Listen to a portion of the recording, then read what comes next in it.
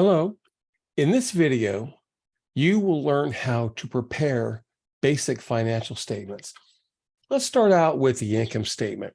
Now, I'd like you to write this information down. It's really concise and tells you what you need to know.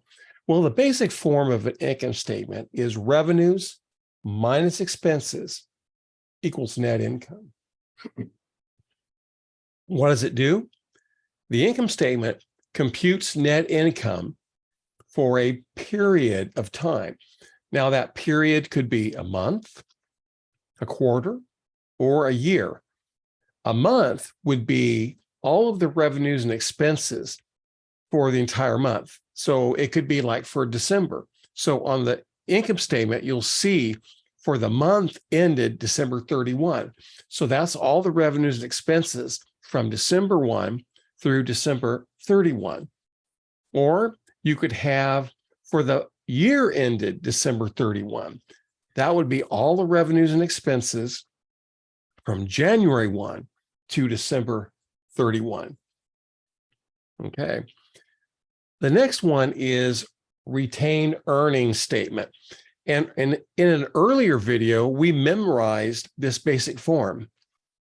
Beginning retained earnings plus net income minus dividends equals ending retained earnings. And what does the retained earnings tell us? Well, it shows why retained earnings change during the period.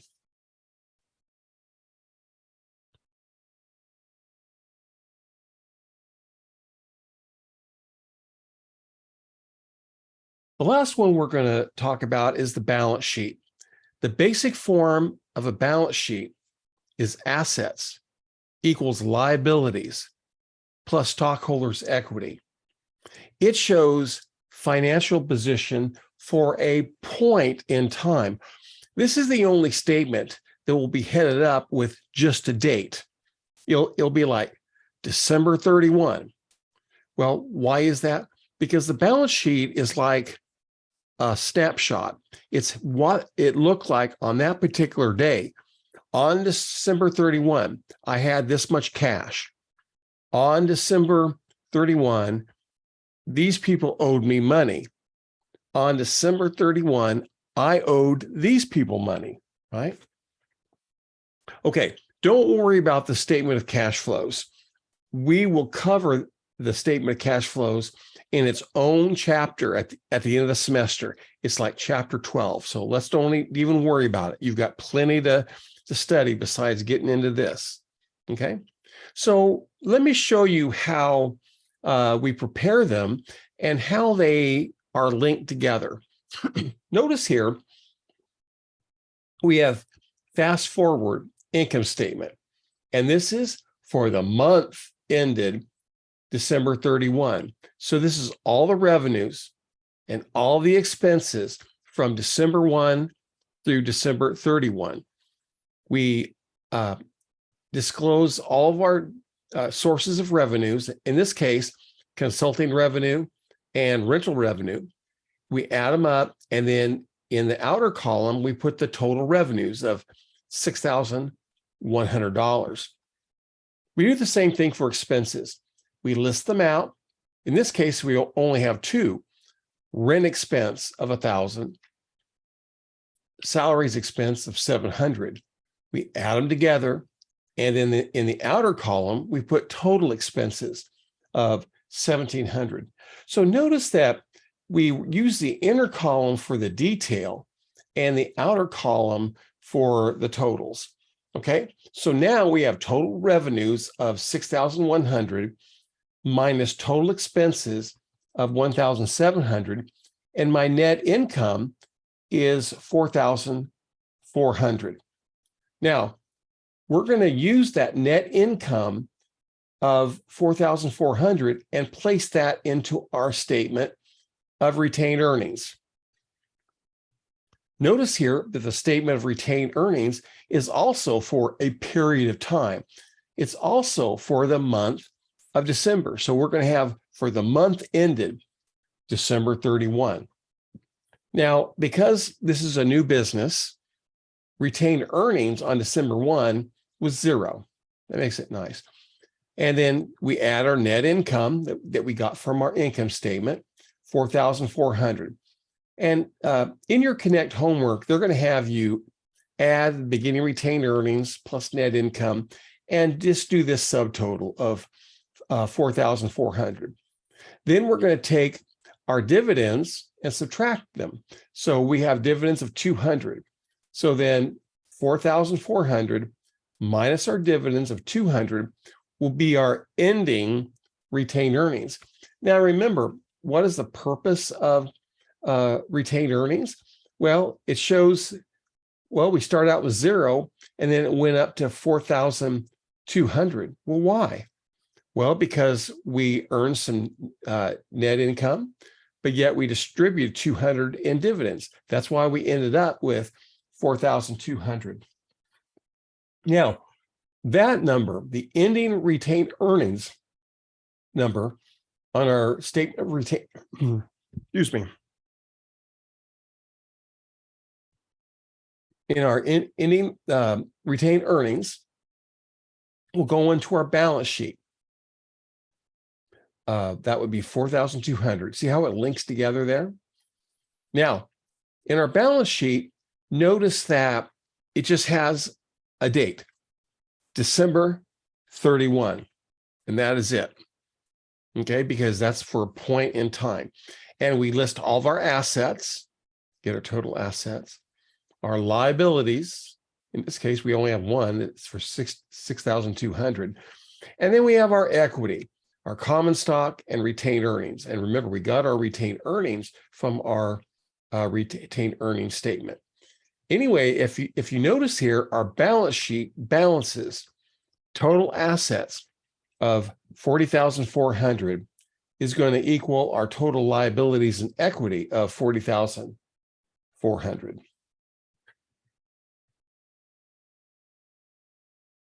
Okay, let's go ahead and get my financial statement handout. I'm going to end this and we'll do this.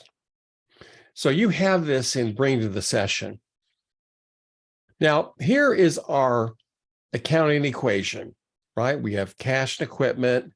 Cash is 300, equipment is 800. We have accounts payable of 100. We have common stock of 400. And then our retained earnings is made up of revenues, expenses, and dividends, which net to 600. Using this information, let's prepare our income statement. Remember, this is for the month ended June 30th. The form of an income statement is simply revenues minus expenses equals net income. So we're going to look for our revenues, and we're going to assume just one source of revenue up here, 950, and we'll just call that service fees. Next, we'll look for expenses. Well, we have one number here, $250. Let's assume that expense is utilities expense. In real life, you're going to have more expenses and things, but this is just a stripped down version so you get a sense of how things work. All right, all you need to do is take revenues of 950 minus expenses of 250, you get net income of $700. Congratulations, you have just finished your first income statement. Now, that net income figure of 700 is going to flow into our retained earnings statement. So put that in. All right. Now, again, in this company, the XYZ company, this is a new company. So we have no beginning retained earnings. Okay. Now we're looking for net income. Well, we lifted it from the income statement, right? 700 flowed right there. The next thing we need is the dividends. Well, where do we find that? Well, we looked at in the under the retained earnings. There it is, dividends minus 100. So we'll subtract the dividends. So we have beginning retained earnings plus net income minus dividends, and our ending retained earnings equals 600. Now, remember that number, that ending retained earnings of 600.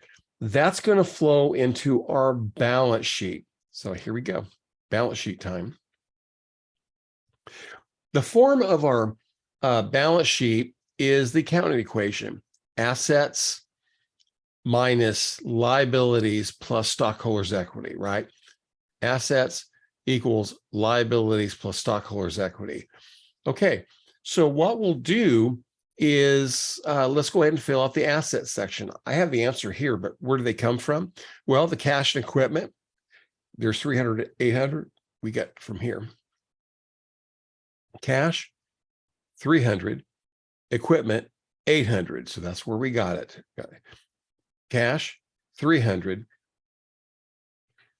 equipment, 800. So total assets are $1,100.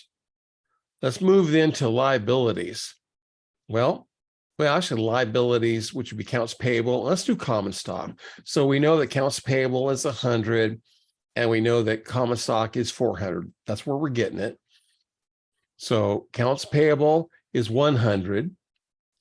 Our under stockholders' equity, of course, we know that stockholders' equity is made up of common stock and retained earnings. We know that from the first page, our common stock is 400. Now, where do we get the ending retained earnings? We get that from our retained earnings statement from before. Remember that 600 I told you to remember? Well, there it is. Okay, so our stockholders' equity is going to be 400 plus 600. So we got $1,000. So the liabilities of 100 plus equity of 1,000 is 1,100. Notice that we are in balance. Total assets is $1,100, and our total liabilities and stockholders' equity is $1,100. Now, in accordance with GAAP, we show this and we put a smiley face there. Not really. I'm just kind of kidding you there. But I just wanted to let you know that, yeah, if you did it right, your balance sheet is going to balance. Total assets equals liabilities plus stockholders' equity. You know the old joke, accountants don't get old. They just lose their balance. Yeah, that's about the best it's going to get. Sorry, guys. All right, very good. Let me go ahead and we're going to go back to our PowerPoint real quick.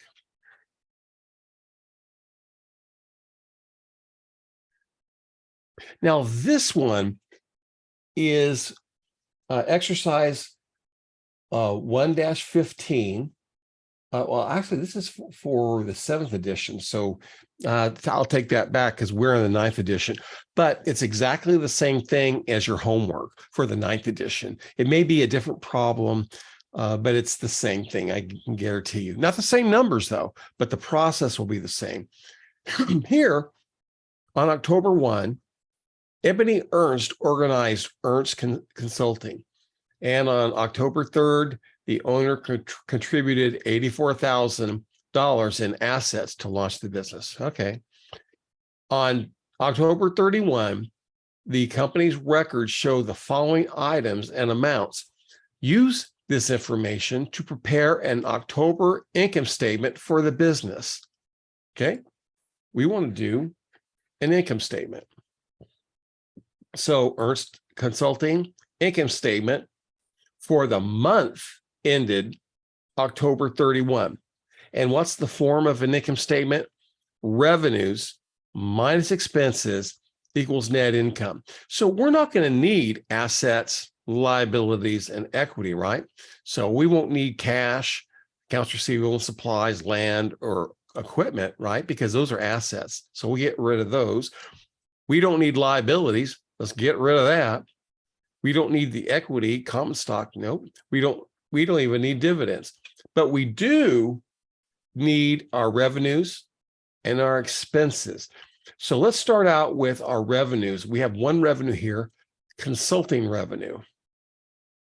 That's going to be for 14,000. See how I got that?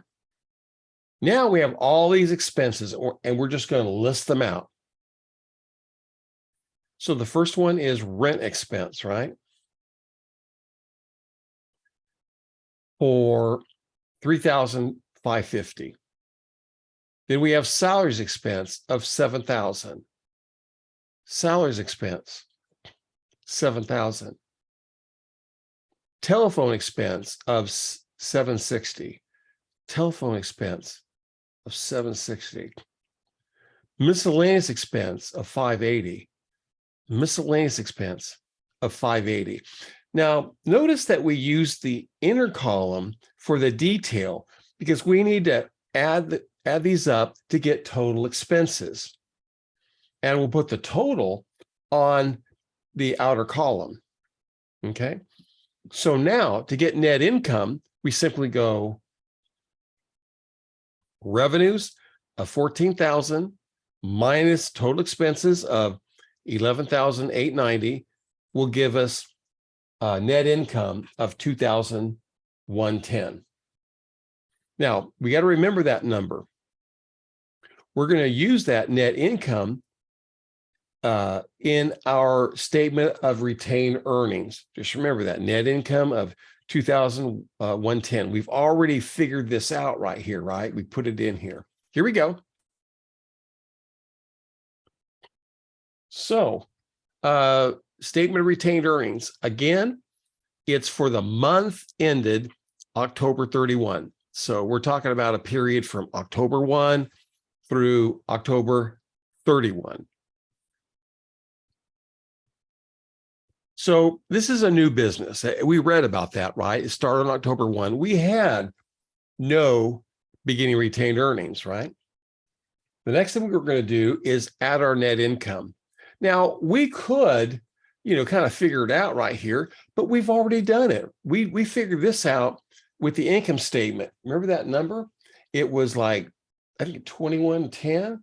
We're going to pull that net income from the income statement and put it here, 2110, right? Now, now we need less dividends, right? Because remember, the form of it is beginning retained earnings plus net income minus dividends is ending retained earnings. Well, where's our dividends? They're right here. Cash dividends, 2,000. Okay, so let's go ahead and put that in. So now we can figure out our ending retained earnings. That's as of October 31. 0 plus 2110 plus 2,000. We have $110. That's our ending retained earnings. Now, remember that number because we're going to use that number in our balance sheet. We're going to put that 110 ending retained earnings on our balance sheet. Okay, let's go ahead and prepare our balance sheet. Notice here that our balance sheet has just a date because this is for a point in time. On October 31, my cash was 11,360. On October 31, 14,000, our customers owed us $14,000. Okay, what's the form of a balance sheet? Well, it's the accounting equation. Assets equals liabilities plus the equity. So we're going to start out with putting in our assets. So we start out with cash of 11,360. Then we'll go ahead and do accounts receivable of 14,000. Then office supplies of 3,250.